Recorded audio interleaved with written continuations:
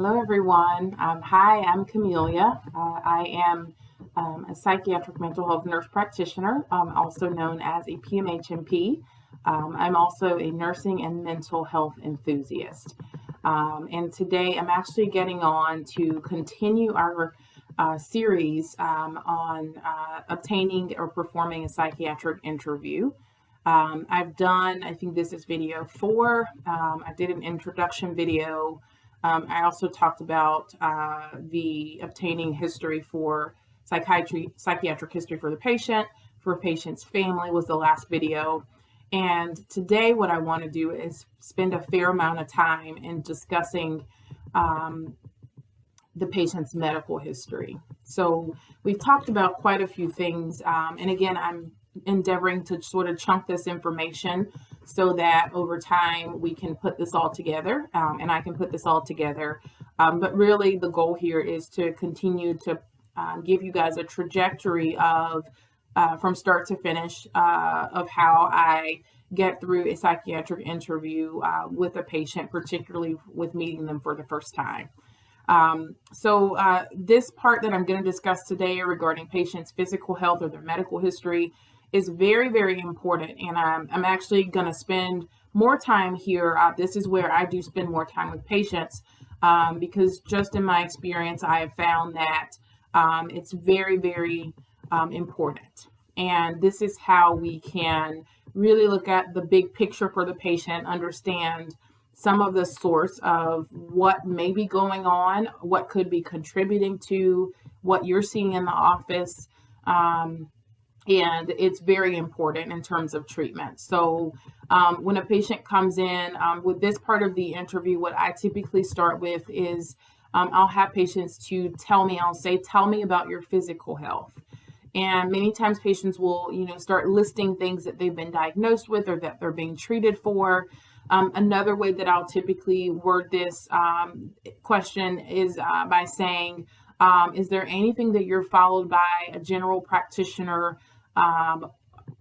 such as a primary care physician or a specialist for? Is there anything that you take medications for daily? And usually if they don't come up with anything initially, if there are other things, then those questions do capture any additional conversations that need to be had around diagnosis. What I can tell you guys is that, just with working outpatient, most of you know, if you followed me for a little bit of time here, that I was actually part of something called a bridge clinic. And there in an outpatient, large organization, I would see many patients from the hospital setting, but also patients that were referred from a primary care physician. So in many instances, this would already have been sort of sifted through. But I can tell you that when you start screening patients for things like thyroid dysfunction, vitamin D deficiency, B12 deficiency, those things can definitely give you some understanding for the patient's symptoms. I can speak of a couple of examples where I've had a patient whose thyroid function was not regulated. And that needed to be referred back to the primary care doctor. After hospitalization, the labs were drawn and it was not followed up on. And so looking at labs, and of course, if you have access to labs, you want to look through labs, look and see, what thyroid function looks like, look and see what their electrolyte function looks like. What does their B12 or their vitamin D levels look like? And you want to be able to look at that, to understand if there are any symptoms that are a result of dysfunction. I've referred patients back to primary care for things like that. I've had patients to be sent back to their primary care doctors to have those things drawn. As a PMHNP, particularly here in North Carolina, I have not been in the practice of ordering those labs. Occasionally I will. But usually if, for example, someone's thyroid function is not normal, then that would be something I would refer back to their primary care doctor or possibly an endocrinologist to really seek appropriate treatment and so that they can follow up. But it really can point to some symptoms of anxiety, depression, if their thyroid function is not regulated, B12 deficiency, low energy, sometimes depression, things like severely low vitamin D deficiency, Those are some very key markers that you really want to be looking for.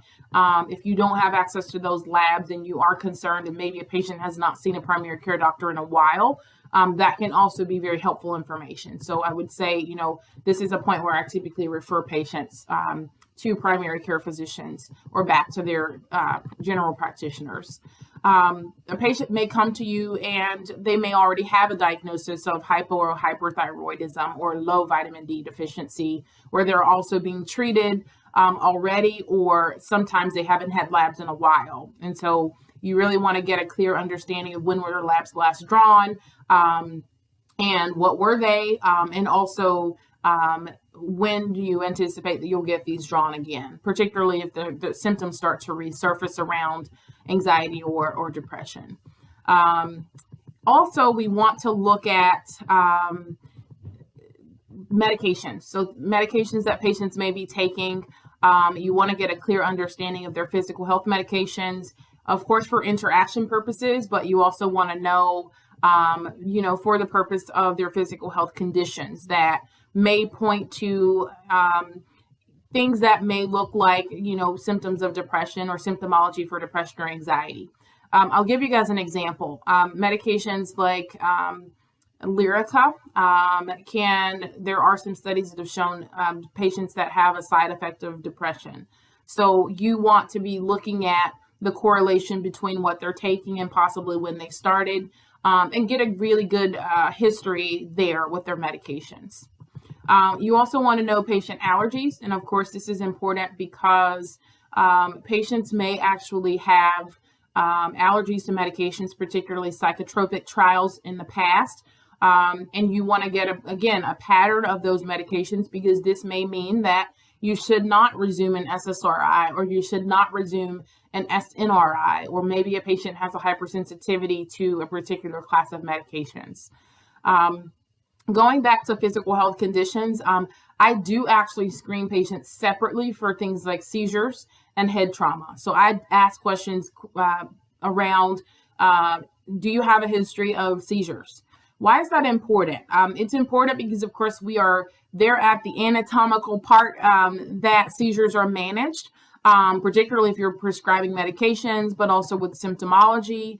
But you also want to know a history of seizures, because there are some medications that are completely contraindicated if a patient has a history of seizures.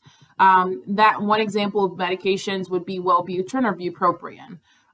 So if a patient has a history, you of course don't want to induce any seizures. If a patient is being managed by an epileptologist or neurologist for a history of something like epilepsy, you want to know that because you want to also know what medications they're taking. There are some psychotropic medications that can interact or interfere with either the efficacy or just a side effect profile of medications that would be prescribed for seizures. And so that's important because you, of course, don't want to lower the seizure threshold for a patient. And so when I have a patient that has something like epilepsy, there's a known history of seizures, I do have them, before we talk about medications, if that's warranted, I have them to loop back in with their neurologist to clear, the medications. You also want to know a history of head trauma. So I ask patients questions like, do you have a history of any head trauma, such as a concussion in the past? This is important because you may have a patient whose symptoms have come about as a result or of post-concussive syndrome, where maybe they've had severe anxiety as a result of the concussion. I can say I have a handful of patients that I've seen that happen with that are athletes that, have had some severe anxiety from having a concussion. So you really want to screen for that a little closer as well. You also want to know when was the last time a patient was seen by a primary care doctor. Sometimes patients will say years ago. And so again, I will loop them back in to say, this is a good start for us. We probably need to get some labs to kind of know where things are. And you also want to have that, as a baseline anyway. Okay.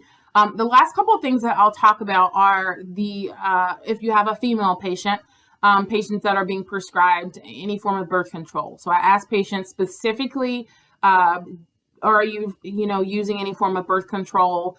for a couple of reasons. The first is, have they had an IUD placed, oral contraceptives, an implant, anything like that would be important. You also want to know timing of that. I can tell you guys from this side of things, I've had a fair amount of patients that have actually had induced anxiety or depression. I've had a couple of patients that have been suicidal from having hormonal replacement or, using any oral contraceptives. So you really want to screen for that. You want to know, was this just placed? Did you just start this medication? I see this more consistent with patients usually between, adolescence to about age 25. But again, it's very important that you know now.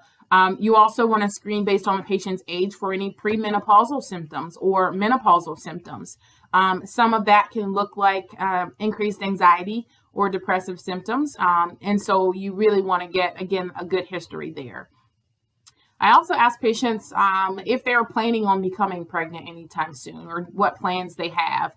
Some patients will say, yes, I'm actively trying, or that's in the near future. If a patient comes to you for this very first visit, you want to have a good idea about that, because that patient, that may change your treatment.